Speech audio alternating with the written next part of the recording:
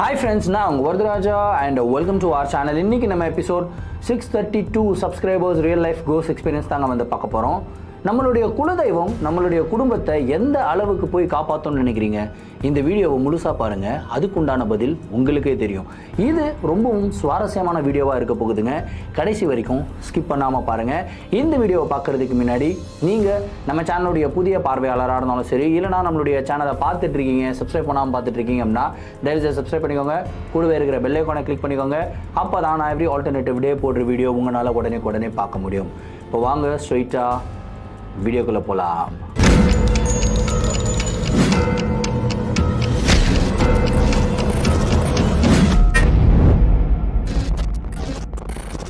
இந்த ஒரு நிகழ்வை நம்மளுக்கு சென்னையிலிருந்து அருண் அப்படின்ற ஒரு சப்ஸ்கிரைபர் மெயில் பண்ணி விட்டுருக்காருங்க. இந்த ஒரு அமானுஷமான நிகழ்வு அவங்களுக்கு 22 வருடங்களுக்கு முன்னாடி நடந்ததாகவும், இந்த ஒரு நிகழ்வு அவங்களுடைய சொந்த ஊரான மதுரையில் நடந்தது அப்படின்னு வந்து சொல்லியிருக்காங்க.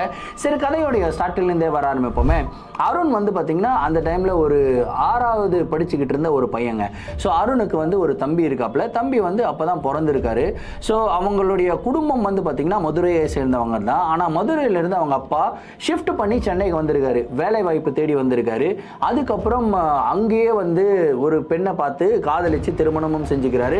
அதுக்கப்புறம் அவங்களுடைய லைஃப் அப்படியே போயிட்டே இருந்திருக்கு. அருண் பிறந்திருக்காப்புல, அதுக்கப்புறம் அருணுடைய தம்பியும் பிறந்திருக்காப்புல.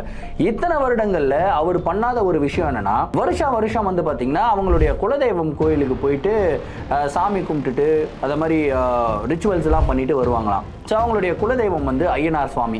ஸோ மதுரையில் இருக்கிற ஒரு ஐயனார் சுவாமி கோயில். ஸோ அங்கே தான் வந்து இவங்க ரெகுலராக பண்ணிட்டு இருப்பாங்களாம். ஆனால் இவங்க சென்னைக்கு போனதுலேருந்து அருணுடைய அப்பா வந்து இந்த சாமி கும்பிடுறதின் மேலே அந்த இன்ட்ரெஸ்ட் இருக்கு இல்லையா, அந்த இன்ட்ரெஸ்ட் வந்து கம்ப்ளீட்டாக போயிடுச்சு. ஒரு மாதிரி பிஸியான ஒரு லைஃப் ஸ்டைல். அவருடைய நட்பு பழக்கம் எல்லாமே வந்து பார்த்தீங்கன்னா இந்த சாமியெல்லாம் கிடையாது, அமானுஷம் பூதமெல்லாம் எதுவும் கிடையாது, ரொம்ப ஹைஃபையாக தன்னை காட்டிக்கணும் அப்படின்ற மாதிரி ஒரு சில குரூப் வந்து சுற்றிட்டு இருப்பாங்க இல்லையா. ஸோ அந்த மாதிரி கேங் ஆஃப் ஃப்ரெண்ட்ஸ் கூட இவர் போய் சேராருங்க. ஸோ கொஞ்சம் கொஞ்சமாக இவருடைய நடவடிக்கைகளும் மாற ஆரம்பிக்குது. இவங்க வீட்டுக்காரமா எவ்வளவோ சொல்கிறாங்க, இல்லை அவங்க அப்படிலாம் பண்ணக்கூடாது, வருஷத்துக்கு ஒரு வாட்டியாவது நம்ம குலதெய்வம் கோயிலுக்கு போயிட்டு சாமி கும்பிட்டுட்டு வரணும் அப்படின்னு சொல்லி எவ்வளவோ எடுத்து சொல்கிறாங்க. ஆனால் எவ்வளோ எடுத்து சொன்னாலும் அவர் வந்து கேட்குற மாதிரி கிடையாதுங்க. ஸோ அவங்க அப்பா அம்மா வந்து மதுரையில் தான் இருக்காங்க. ஸோ அப்பா அம்மாவை பார்க்கறதுக்கும் கூட இவர் வந்து போல. கிட்டத்தட்ட ஒரு 10 வருடங்களாக இவர் வந்து சென்னையிலே தான் இருக்காருங்க. சென்னையை விட்டு போகவே இல்லை. இப்படி இருக்கும்போது திடீர்னு இவருக்கு ஒரு தகவல் வருது. அவங்க அப்பா ரொம்ப சீரியஸான கண்டிஷனில் படுத்த படுக்கையாக இருக்கிறாரு அப்படின்ற ஒரு தகவல். அருண் முதல் தடவையாக மதுரை மண்ணில் கால் எடுத்து வைக்க போகிறாரு. அவருடைய தம்பி வந்து பார்த்தீங்கன்னா ஒரு 2 மாதமோ 3 மாதம் குழந்தை, அப்போ தான் குழந்தை பிறந்திருக்கு. சரி, அப்பாவை போய் பார்த்துட்டு வந்துடலாம் அப்படின்னு சொல்லி ஃபேமிலியாக கிளம்பி வராங்க. இங்கே வரும்போதே வந்து பார்த்திங்கன்னா இவருக்கு பிடிக்கவே இல்லை. அருணோட அப்பாவுக்கு இல்லை, இந்த மாதிரி போகக்கூடாது, நம்ம வந்து சிட்டி லைஃப் ஸ்டைலில் அடாப்ட் ஆகிட்டோம், இந்த லைஃப் ஸ்டைல்லாம் நம்மளுக்கு செட் ஆகாது அப்படி இப்படின்லாம் சொல்லிகிட்டு இருக்காரு. ஆனால் இவர் அந்த மதுரை இவருடைய சொந்த ஊருக்குள்ளே என்டர் ஆகும்போது இவருடைய மைண்ட் செட்டெல்லாம் டோட்டலாக மாறுது. என்னடா இது, இங்கெல்லாம் எவ்வளோ ஜாலியாக நம்ம விளையாடி இருக்கோம், இந்த வயக்காட்டு பக்கத்தில் பசங்க கூடலாம் உட்காந்து அரட்டை அடிச்சுக்கிட்டு இருந்திருக்கோம், இந்த மாதிரி எல்லா ஞாபகங்களும் இவருக்கு வருது. ஆனால் இது கரெக்டாக சொல்லணும் அப்படின்னா தூங்குறவங்களை எழுப்பிடலாங்க, தூங்குற மாதிரி நடிக்கிறவங்களை எழுப்ப முடியுமா? முடியாதுல்ல. அதே மாதிரி ஒரு சுச்சுவேஷனில் தான் அருணோட அப்பாவும் இருந்திருக்காருங்க. எல்லா ஞாபகங்களும் வந்தாலும் தூக்கி ஓரமாக வச்சுட்டு நம்ம வந்து கெத்து பண்ணணும், அப்படியே அந்த கெத்தை மெயின்டைன் பண்ணிட்டே போகணும் அப்படின்னு சொல்லி போகிறாரு. ரொம்ப வருஷம் கழித்து அவங்க அப்பா அம்மா போய் மீட் பண்ணுறாருங்க. மீட் பண்ணி ரொம்பவும் கதறி அழுகிறாரு. அப்பா வந்து படுத்த படுக்கையாக இருக்கார். முதல் தடவையாக அருண் வந்து தாத்தாவை பார்க்குறாரு. ஸோ இப்போது இருக்கிற மாடர்ன் காலகட்டங்களில் இந்த வீடியோ கால்ஸ் இதெல்லாமே பண்ணி பேசுகிறது ரொம்ப சாதாரணமான ஒரு விஷயம். ஆனால் நான் சொல்லிகிட்டு இருக்கிறது கிட்டத்தட்ட ஒரு 20 to 25 இயர்ஸ்க்கு முன்னாடி வீடியோ கால் ஃபெசிலிட்டிஸ்லாம் அவ்வளோ அவைலபிள் கிடையாது, இல்லை அவைலபிளே கிடையாதுன்னு சொல்லலாம்.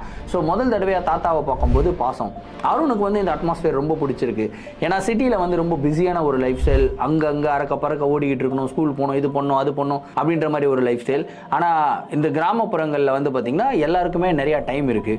அவங்க வாழ்க்கையை வந்து என்ஜாய் பண்ண ஆரம்பிக்கிறாங்க. பசங்க ரோட்டில் விளையாடுறாங்க, ஓடி பிடிச்சி விளையாடிக்கிட்டு இருக்காங்க. அருணும் கூட போய் விளையாடுறாரு. இந்த லைஃப் ஸ்டைல் வந்து அவருக்கு ரொம்ப பிடிச்சிருக்குங்க. அவங்க அப்பாவுடைய நிலைமை ரொம்பவும் மோசமாகிக்கிட்டே போகுது, அருணுடைய தாத்தாவுடைய நிலைமை. ஸோ அவர் எப்படா ரெடியாவாங்க அப்படின்னு சொல்லி டாக்டர்கிட்டலாம் கேட்குறாங்க. இல்லை, ரொம்ப கஷ்டம்தான், இன்னொரு 3 நாள் இவர் உயிரோடு இருக்கிறதே பெரிய விஷயம் அப்படின்னு வந்து சொல்லிடுறாங்க. ஃபேமிலியே வந்து ரொம்பவும் கஷ்டமான ஒரு நிலைமை. இப்படி போய்கிட்டு இருக்கும்போது அப்பாவுக்கு வந்து ஒரு ஆசை இருக்குது. அருணோட அப்பா கிட்ட சொல்கிறாரு, இந்த மாதிரி டேய் நம்ம குலதெய்வம் கோயிலுக்கு வந்து நீ போகவே இல்லை, கிட்டத்தட்ட 10-12 வருஷம் மேலே ஆயிடுச்சுப்பா நீ போகல, நீ போனால் நல்லாயிருக்கும்ப்பா, ஏன்னா ஏதாவது சாமி குத்தமாக இருக்கும்னு நினைக்கிறேன், பேக் டு பேக் நம்மளுடைய குடும்பத்துக்கு பிரச்சனை வந்துக்கிட்டே இருக்குது அப்படின்லாம் வந்து சொல்லிக்கிட்டு இருக்காரு. இன்ஃபேக்ட் அருணுடைய குடும்பத்தில் வந்து அருணுடைய மாமா இருக்கார் இல்லையா, அவருக்கு வந்து பார்த்திங்கன்னா ஐயனார் சுவாமி அவருடைய உடம்புல வருவாங்களாம், வந்து சாமி ஆடுவாங்களாம். சாமி ஆடும்போது அவங்க குடும்பத்தில் இருக்கிற எல்லாருக்குமே வந்து ஆசீர்வாதம்லாம் பண்ணுவாங்களாம். இப்படி அருணுடைய தாத்தா பேசிக்கிட்டே இருக்கும்போது திடீர்னு வந்து பார்த்திங்கன்னா அவருக்கு சாமி வந்துடுதுங்க. சாமி வந்து பயங்கரமாக ஆட ஆரம்பிக்கிறாரு. அவர் வந்து ஏதாவது குறி சொல்லுவாரான்னு கேட்டால் குறியெல்லாம் சொல்ல மாட்டார். சாமி ஆடிட்டு அங்கே இருக்கிற எல்லாருக்குமே வந்து ஆசீர்வாதம் செய்வாராம். அதுதான் அவர் வந்து ரெகுலராக பண்ணுறது. ஸோ சாமி வந்த உடனே அந்த குடும்பத்தில் இருக்கிறவங்க எல்லாருமே வந்து லைனாக நிற்க ஆரம்பிச்சிட்டாங்க. ஒருத்தராக வந்து போயிட்டு ஆசீர்வாதம் வாங்க ஆரம்பித்தாங்க. லாஸ்ட்டாக யார் நின்றுக்கிட்டு இருக்கா அப்படின்னா அருணுடைய அம்மா, அருணுடைய தம்பி 3 மாதம் குழந்தை, கை குழந்தை கையில் வச்சிருக்காங்க. அதுக்கப்புறம் அருணுடைய அப்பா தான் லாஸ்ட்டாக நின்றுட்டு இருக்கு. கரெக்டாக அந்த சாமி வந்து பார்த்தீங்கன்னா ஒருத்தருக்கும் ஆசீர்வாதம் பண்ணி போ போ போன்னு அனுப்பிச்சிக்கிட்டே இருக்காங்க. அருண் பக்கத்தில் வரும்போது அருணை பார்க்குறாரு, கையை எடுத்துகிட்டு வர்றாரு. எடுத்துகிட்டு வந்து ஆசீர்வாதம் பண்ணலங்க, கையை கீழே போட்டு அதுக்கப்புறம் அப்படியே திரும்பிடுறாரு. சாமி சாமி சாமின்றாங்க. அப்படியே சாமி வந்து மலை ஏறிடுது. இது வந்து மிகவும் கஷ்டத்தை யாருக்கு கொடுக்குது அப்படின்னா அருணுடைய அம்மாவுக்கு. ஏன்னா அவங்களுக்கு கிளியராக தெரியும் இது வந்து மிகப்பெரிய தவறு. ஒரு குலதெய்வம் கோயிலுக்கு நம்ம போகாமலே இருக்கிறோம், அதனால குலதெய்வம் நம்ம மேலே கோபமாக இருக்குது அப்படின்றதெல்லாம் அவங்க புரிஞ்சுக்கிறாங்க. அதுக்கப்புறம் வந்து அவங்க ஹஸ்பண்ட் கிட்ட பேசுகிறாங்க, இந்த மாதிரி உங்கள் அப்பா சொன்ன மாதிரியே நம்ம ஒரு வாட்டி போயிட்டு வந்துடலாம், அவருடைய கடைசி ஆசையாகவே இருக்கட்டுமே அப்படின்லாம் வந்து சொல்கிறாங்க. ஆனால் இவர் வந்து கேட்குறதுக்கு தயாராகவே இல்லைங்க. இப்படியே வந்து போய்கிட்டே இருக்குது. அடுத்த நாள் யாருமே எதிர்பார்க்காத ஒரு விஷயம் நடக்குது. அவங்க அப்பா படுக்கையாக இருந்தார் இல்லையா, அவர் வந்து திடீர்னு வந்து பார்த்திங்கன்னா கம்ப்ளீட்டாக க்யூர் ஆன மாதிரி எழுந்து உட்கார்றாரு. எழுந்து உட்காந்துட்டு அருணை பார்த்து கொஞ்ச ஆரம்பிக்கிறாரு. ஆனால் தன்னுடைய பையன் அருணுடைய அப்பாவை பார்த்து வெறுக்க ஆரம்பிக்கிறாரு. நீ வெளியே போடா அப்படின்னு சொல்லி திட்ட ஆரம்பிக்கிறாரு. இது வந்து அவருக்கு ரொம்பவும் ஹர்ட்டிங்காக இருக்குது. ஏன்னா அவர் வந்து அந்த ஹைஃபை லைஃப் ஸ்டைலில் இருக்கிற மாதிரியே பழகிட்டாருங்க.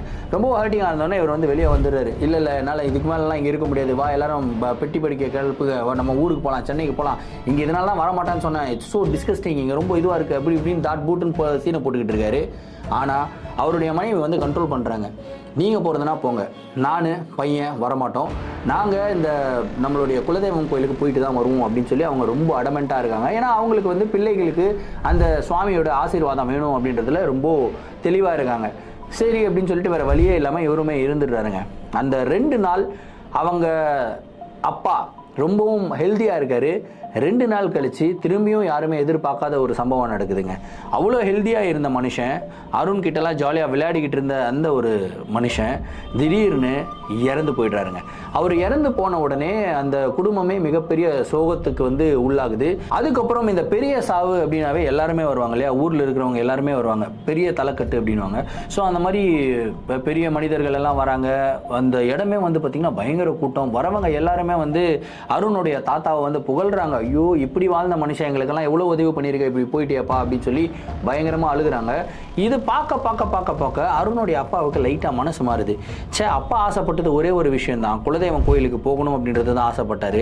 அந்த கடைசி ஆசையை கூட என்னால் நிறைவேற்றி வைக்க முடியலையடா அப்படின்னு சொல்லிட்டு அதை நினச்சி தான் அவர் ரொம்பவும் ஃபீல் பண்ணுறாரு. ஏன்னா அப்பா வந்து இது வரைக்கும் அவர்கிட்ட எதுவுமே கேட்டதில்லை. அவர் கேட்டது ஒன்று தான், இது மட்டும்தான். சரி இப்போ கோயிலுக்கும் போகக்கூடாது இல்லையா, இறந்துட்டாரு அப்படின்னா எப்படி இருந்தாலும் ஒரு வருஷத்துக்கு கோயிலுக்கெல்லாம் போக மாட்டாங்க. என்ன பண்ணுறதுன்னு தெரியாமல் அவர் முழிச்சுக்கிட்டே இருந்தாருங்க. சரி இது எல்லாமே முடியுது. 16 நாள் காரியம்லாம் நடக்கும்ல, எல்லாமே முடியுதுங்க. அந்த 16 நாள் முடிஞ்ச உடனே இவங்க சென்னைக்கு கிளம்புறாங்க. சென்னைக்கு வந்ததுலேருந்து அருண் ரொம்ப டிஃப்ரெண்ட்டாக பிஹேவ் பண்ண ஆரம்பிக்கிறாரு. அதாவது யாரை பார்த்தாலும் எரிஞ்சு விலக ஆரம்பிக்கிறாரு. ஏதோ பாஷைகளில் வந்து பேச ஆரம்பிக்கிறாரு.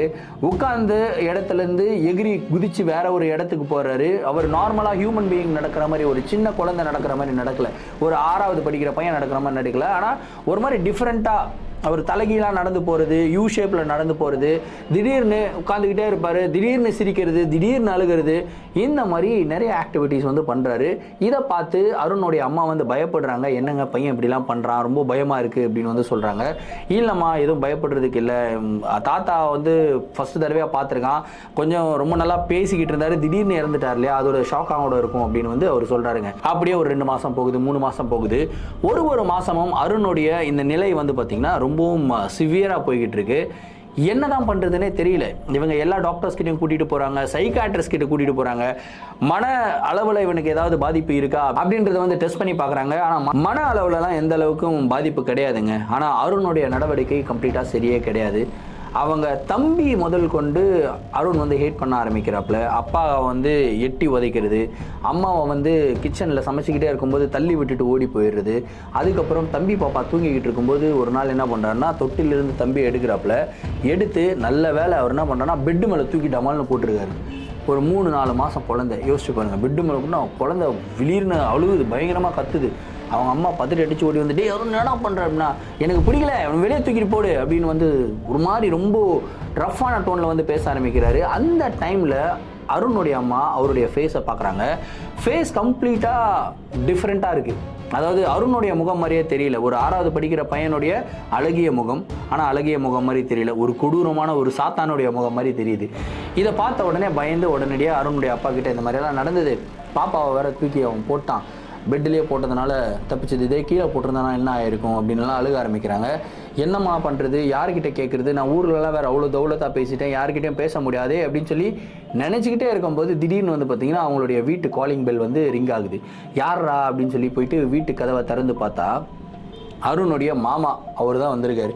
சாமி ஆடுவாருன்னு சொன்னேன் இல்லையா, அவர் வந்து வந்திருக்காருங்க. வந்து எதுவுமே பேசலைங்க, கம்முன்னு வந்து சோஃபாவில் உட்கார்றாரு. அருண் அவரை பார்த்த உடனே பம்ப ஆரம்பிக்கிறாப்புல. விளையாடிக்கிட்டு இருந்து ரொம்ப ஆக்ரோஷமாக இருந்த ஒரு பையன் அப்படியே சைலண்ட்டாக ஓரமாக போய் உட்காந்து அப்படியே விரைக்க அவரையே பார்த்துக்கிட்டு இருக்கான். இவருமே எதுவுமே பேச மாட்டேங்கிறாரு. இவங்க வந்து கேட்குறாங்க, மாமா எப்போ மாமா வந்தீங்க, என்னாச்சு, திடீர்னு வந்திருக்கீங்க, ஏதாவது விசேஷமா, ஏதாவது சொல்லணுமா அப்படின்லாம் எல்லாம் கேட்குறாங்க. ஆனால் எதுக்குமே அவர் பதில் சொல்லலைங்க. சைலண்ட்டாக இப்படி கையை அப்படி மூடிட்டு இப்படி உட்காந்துட்டு இருக்காரு. உட்காந்துட்டு அருணை மட்டும் அப்படியே ஃபோக்கஸ் பண்ணி பார்த்துக்கிட்டே இருக்காரு. அருணும் அப்படியே பொட்டி பாம்பாக அடங்கி போய் ஒரே ஓரத்தில் உட்காந்துக்கிட்டு அப்படியே கையெல்லாம் நடுங்குது. அருணுக்கு டக்க டக்க டக்க டக்க டக்குன்னு நடுங்குது. திடீர்னு ஒரு மாதிரி அவருக்கு சாமி வந்தால் ஒரு மாதிரி ஆடுவாருங்க, அந்த மாதிரி ஆடிட்டு என் குடும்பத்திலேயே வந்துட்டியா நீ அப்படின்னு வந்து ஒரு வாய்ஸ் டோனுங்க. சொல்லும் போது எனக்கு பயங்கரமாக புல் அரிக்குது. இந்த வாய்ஸ் டோன் வந்த உடனே எல்லாருமே கப்சுப் சைலண்ட்டு. குழந்தை அழுதுகிட்டு இருந்தது, 4 மாதம் குழந்தை அருணுடைய தம்பி. திடீர்னு அழுகிற குழந்தை கூட நின்றுச்சுங்க. நின்றுட்டு பட்டுன்னு அப்படியே அவரையே ஃபோக்கஸ் பண்ணி பார்த்தா அப்படி இருக்கும், அந்த மாதிரி வந்து பார்த்துக்கிட்டு இருக்கு. ஒரு மாதிரி ஆக்ரோஷமா, நீ வா நீ வா நீ வா, ஏன் எடுத்துக்கு வா ஏன் எடுத்துக்கு வா, என்னை கூப்பிட்டல, என்னை சேலஞ்சு பண்ணல, நான் வந்துட்டேன், இப்போ நீ வர, நீ வா, தைரியமான ஆளாக இருந்தால் என்னோட இடத்துக்கு வா அப்படின்னு சொல்லிட்டு அதுக்கப்புறம் என்னாச்சுன்னு தெரியல, அப்படியே சாந்தமாயிடுறாரு. சாந்தமாயிட்டு சைலண்டாக எழுந்துக்கிறாரு, போய்கிட்டே இருக்காரு. மாமா மாமா தண்ணி குடிங்க மாமா, சாப்பிடுங்க மாமா, டீ காஃபி எதுனா எதுக்குமே பதில் சொல்லலைங்க. அவர் பாட்டுக்கு வீட்டை விட்டு எழுந்து போய்கிட்டே இருக்காரு. இப்போ அருணுடைய அம்மா வந்து சொல்கிறாங்க, நான் சொன்னல இந்த மாதிரி குலதெய்வம் கோயிலுக்கு போகணும்னு சொன்னல, ஏன் இந்த மாதிரிலாம் பண்ணுறீங்க, இப்போது அப்பா இறந்து 1 வருஷத்துக்கு கோயில் போகக்கூடாதுமா, என்னம்மா பண்ணுறது, இப்போ சாமியே தான் வந்து நீ வா அப்படின்னு சொல்லி கூப்பிட்டுருக்கு, சாமி கூப்பிட்டு நம்ம போகாமல் இருந்தால் எப்படி, ஊர்லலாம் நம்ம கலந்து பேசுவோம் அப்படின்னு சொல்லி ஊர்லலாம் கலந்து பேசுகிறாங்க. பேசும்போது ஊர்ல அவங்க சொந்தக்காரங்களாம் என்ன சொல்றாங்கன்னா, இந்த மாதிரி கோயிலுக்கு உள்ளதாமா போகக்கூடாது, இப்போ சாமியே அழைப்பு கொடுத்துருக்கு, ஏதோ ஒரு பிரச்சனை உங்க குடும்பத்துல நடக்க போகுது, அந்த பிரச்சனையில இருந்து உங்களை காப்பாத்துறதுக்கு தான் சாமி வந்து உங்களை வீட்டுக்கு வந்து கூப்பிட்டுருக்கு, இந்த டைம்ல நீங்க வரல அப்படின்னா சாமி வந்து அதுக்கப்புறம் உங்களை காப்பாத்துமா அப்படின்றதே ரொம்ப டவுட்டுமா அப்படின்லாம் சொல்றாங்க. இவங்க ரொம்ப பயந்துட்டு பதறி அடிச்சுக்கிட்டு உடனடியாக மதுரைக்கு கிளம்பி போறாங்க. இவங்களுடைய அந்த ஐயனார் கோயிலுக்கு வந்து போறாங்க. கோயிலுடைய வாசலுக்கு போகும்போது அருணுடைய ஆட்டமே வெறி ஆட்டமாக இருக்குது. அப்படியே பயங்கரமாக ஆடுறாரு, என்ன விடுங்கடா அப்படின்றாரு. ஒரு 6வது படிக்கிற பையனை கிட்டத்தட்ட 12 பேர் க்ரோன் மென் 12 பேர் கண்ட்ரோல் பண்ணுறாங்க. ஆனால் 12 பேர்னால அந்த பையனை பிடிக்க முடியல. அப்படியே 12 பேரையும் தூக்கி போடுறான். அவ்வளோ ஸ்ட்ரென்த் அந்த பையனுக்கு எங்கேருந்து வந்ததுன்னு தெரியல. இந்த நிலைமையை பார்த்து அருணுடைய அம்மா கதறி அழுகுறாங்க. ஐயோ என் பையனுக்கு ஏதாவது ஆகிட போதோ, சாமி ஐயனாரப்பா நீ தான்ப்பா காப்பாற்றணும் அப்படின்லாம் வேண்டுறாங்க. அதுக்கப்புறம் ஒரு 1/2 மணி நேரம் கழிச்சு மாமா வராருங்க. அந்த இடத்துக்கு நடந்து வராரு. நடந்து வரும்போதே அவர் வந்து ஃபுல்லாக அவர் வந்து அந்த ஐயனார் வேஷம்லாம் கட்டுவாராம். அந்த மாதிரி ஐயனார் வேஷம் கட்டிக்கிட்டு ஒரு மிகப்பெரிய அருவாள் ஒன்று வச்சுட்டு சலங்கையெல்லாம் போட்டுட்டு ஜல் ஜல் ஜல் ஜல் நடந்து வராரு. அவர் நடந்து வர சவுண்டு எப்படி கேட்குதுன்னா, ஒரு 1000 யானைகள் நடந்து வந்தா அந்த சவுண்டு டம் டம் டம்னு பூமியே அதரும் இல்லையா, அந்த மாதிரி ஒரு பூமி அதிருதுங்க. எல்லாரும் பார்க்குறாங்க, என்னடா இது இப்படி இருக்குது அப்படின்ட்டு. அந்த வைபே ரொம்ப டிஃப்ரெண்ட் அட்மாஸ்பியராக இருக்குது. எல்லாரும் வந்து உடுக்கு அடிக்கிறாங்க, மோளம் அடிக்கிறாங்க. ஒரு மாதிரி அந்த கோயிலே வந்து பிரம்மாண்டமான ஒரு அலங்காரத்தில் இருக்குது. ஆனால் இவங்களுடைய குடும்பத்தில் டெத் ஆகிட்டதுனால கோயிலுக்குள்ளே என்டர் ஆகக்கூடாது, வெளியவே நின்றுக்கிட்டு இருக்காங்க. அதாவது கோயிலுக்கு வெளியே ஒரு இடம் இருக்குது, அங்கே வந்து குடும்பமாக நின்றுக்கிட்டு இருக்காங்க. இவங்களை சுற்றி இவங்களுடைய ஃபேமிலி மெம்பர்ஸ் எல்லாம் இருக்காங்க. அந்த சாமி வந்துகிட்டு இருக்கிற பார்த்த அருண் வீட்டுல எப்படி பம்பி போய் உட்கார்ந்துகிட்டு இருந்தாரோ அதே மாதிரி வந்து உட்கார்ந்துகிட்டு இருக்காருங்க. இப்போ சாமி வந்து வருதுங்க. அது மாமா வர்றாரு. அது மாதிரி அருவாலெல்லாம் வச்சுட்டு அப்படி டங்குன்னு அருவாலை கீழே சுருவிட்டு சப்ளாங்கால் போட்டு இப்படி உட்கார்றாருங்க. உட்காந்துட்டு அருணையை பார்க்குறாரு.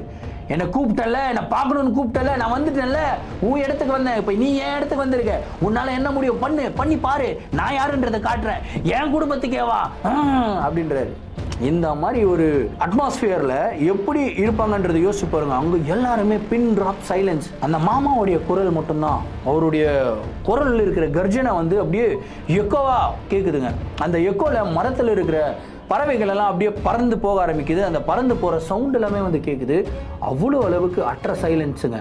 அதுக்கப்புறம் திடீர்னு எழுந்துக்கிறாரு. திடீர்னு எழுந்து அவர் வந்து ஆட ஆரம்பிக்கிறாரு. அவர் ஆடுறதுக்கும் அந்த சலங்கை ஒலிக்கும் ஒரு மாதிரி டிஃப்ரெண்டான ஒரு வைபுங்க.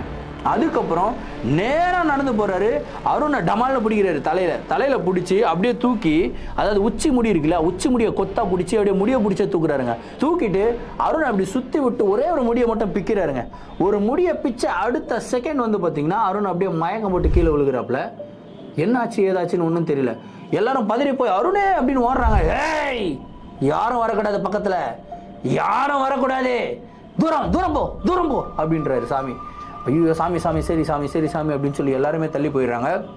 இவர் வந்து அந்த முடியை பார்த்துட்டு, இதுக்கு தானடா எவ்வளோ ஆட்டம், காட்டுறேன், நான் யாருன்னு காட்டுறேன் பாரு அப்படின்னு சொல்லிட்டு அதுக்கப்புறம் அங்கே இருக்கிற ஒரு மரத்தில் ஆணியில் வந்து பார்த்தீங்கன்னா அந்த முடியை அடித்து விடுறாருங்க. ஒரு அரை மணி நேரம் அருண் வந்து அப்படியே இருக்காரு. சாமியுமே வந்து பார்த்தீங்கன்னா மலை ஏறல, அப்படியே பெருமூச்சு விட்டு அப்படின்னு அதே ஒரு சவுண்டு, அந்த ஒரு உருமல் சவுண்ட்லேயே வந்து நின்றுக்கிட்டு இருக்கு சாமி. அதுக்கப்புறம் அருண் வந்து அப்படியே மயக்கத்திலிருந்து எழுந்தா எப்படி எழுந்துப்பாங்க அந்த மாதிரி மயக்கத்திலிருந்து எழுந்துக்கிறப்பல சாமி வந்து அப்போ தான் சாந்தமாக உட்காருது. சாமி இப்பயும் மலை ஏறல, ஆனால் சாமியோடைய ஃபேஷியல் ரியாக்ஷன் வந்து மாற ஆரம்பிக்குது. அதாவது இது வரைக்கும் ஒரு மாதிரி கர்ஜனையோடு இருந்த அந்த ஒரு முகம் இப்போ பாச பிணைப்போட ஒரு குழந்தைய பார்த்து இங்கே வா என்கிட்ட, வா என் மடியில் உட்காரு அப்படின்னு சொல்லி கூப்பிட்டு கொஞ்சுவாங்க இல்லையா, அந்த மாதிரி முகமாக மாறுதுங்க. இது லிட்டரலாக அங்கே இருந்த கிட்டத்தட்ட ஒரு 100 பேருக்கு மேலே இருப்பாங்க. அந்த 100 பேருமே பார்த்துருக்காங்க. பார்த்துட்டு எல்லாருமே வந்து ஐயோ ஐயனாரப்பா அப்படின்னு சொல்லி சாமி கும்பிட ஆரம்பிக்கிறாங்க. அருணும் எழுந்து சிரிக்கிறாப்புல, சிரித்து நேராக நடந்து வராப்புல, நடந்து அந்த சாமியோட மடியில் வந்து உட்கார்றாருங்க அருண். உட்கார்ந்த உடனே அருணுடைய கை காலெல்லாம் விபூதி எல்லாம் பூசி விட்டுட்டு தலையில் வந்து ஒரு பட்டை அடிச்சு விட்டு அதுக்கப்புறம் வந்து உனக்கு ஒன்றும் இல்லை, நான் இருக்கிற வரைக்கும் உனக்கு ஒன்றும் ஆகாது, வருஷம் என்னை வந்து பாரு, என்னை மறந்துடாத, உங்கள் அப்பன் பண்ண தப்ப நீ பண்ணாத, நீ இருக்கிறதுனாலேக்கு இன்னைக்கு உன்னுடைய அப்பன் தப்பிச்சான், இல்லைனா உன்னுடைய அப்பன் செத்து இதோட 4 மாதம் ஆயிருக்கும் அப்படின்னு சொல்லி சொல்கிறாருங்க. இந்த டைலாகை கேட்ட உடனே அங்கே இருக்கிறவங்க எல்லாருமே ஷாக்கு. சாமி என்ன சாமி சொல்கிறீங்க அப்படின்னு சொல்லி. இது வரைக்குமே அந்த சாமி அவருடைய உடம்புக்குள்ள ஐயனார் சுவாமி வந்தாருன்னா பேச மாட்டாருன்னு சொன்னேன் இல்லையா, அப்போ தான் முதல் தடவையாகவே அவர் வந்து பேச ஆரம்பிச்சிருக்காரு. இந்த தாத்தா இறந்து போனார் இல்லையா, தாத்தாவை வந்து சுடுகாடு வரைக்கும் போயிட்டு இந்த இறுதிச் சடங்குலாம் பண்ணுவாங்க இல்லையா, அப்படி இறுதிச் சடங்கு பண்ணும்போது அருணுமே கூட வந்து போயிருக்காரு. அந்த தாத்தாவுடைய ஆன்மாவை கண்ட்ரோல் பண்ணுறதுக்காக அந்த இடத்துல பிளாக் மேஜிக் பண்ணுற பர்சன்ஸ் வந்து வந்திருக்காங்க. அவங்க வந்து ஒரு சில பொருள்களெல்லாம் எடுத்துகிட்டு வந்து தாத்தாவுடைய ஹஸ்தியை வந்து திருடிட்டு போயிருக்காங்க. அதை வச்சு பிளாக் மேஜிக் பண்ணியிருக்காங்க. அந்த பிளாக் மேஜிக் பண்ண ஏவலை யார் மேலே ஏவி விட்டுருக்காங்க அப்படின்னா அருணுடைய வீட்டில் தான் ஏவி விட்டுருக்காங்க. ஏன்னா அருணுடைய அப்பா வந்து ரொம்ப அவதூறாக வந்து பேசிட்டாங்க அவங்களுடைய சொந்தக்காரங்களை. நான் வந்து ரொம்ப ஹைஃபை கிளாஸ், நீங்கள் லோவாக இருக்கிறீங்க. அந்த கோவத்தை பழி வாங்குறதுக்காக அருணுடைய அப்பா மேலே ஏவப்பட்ட ஒரு ஏவல். அதுவும் யாரை ஏவி விட்டுருக்காங்கன்னா அருணுடைய தாத்தாவையே பையன் பேரில் ஏவி விட்டுருக்காங்க கண்ட்ரோல் பண்ணி. ஸோ அந்த ஒரு விஷயம் வந்து பார்த்திங்கன்னா அருணுடைய அப்பாவை பிடிக்காம அருணை வந்து பிடிச்சிருச்சுங்க. ஸோ அருணை பிடிச்சனால தப்பான ஒரு பர்சனை வந்து பிடிச்சிட்டோமே, என்னதான் இருந்தாலும் தாத்தாவுடைய ஆவி தான் வந்து பார்த்திங்கன்னா ஒரு உடம்புக்குள்ளே வந்திருக்கு. அந்த தாத்தாவுடைய ஆவி அப்படின்றதுனால பேரனை எதுவுமே செய்யலை.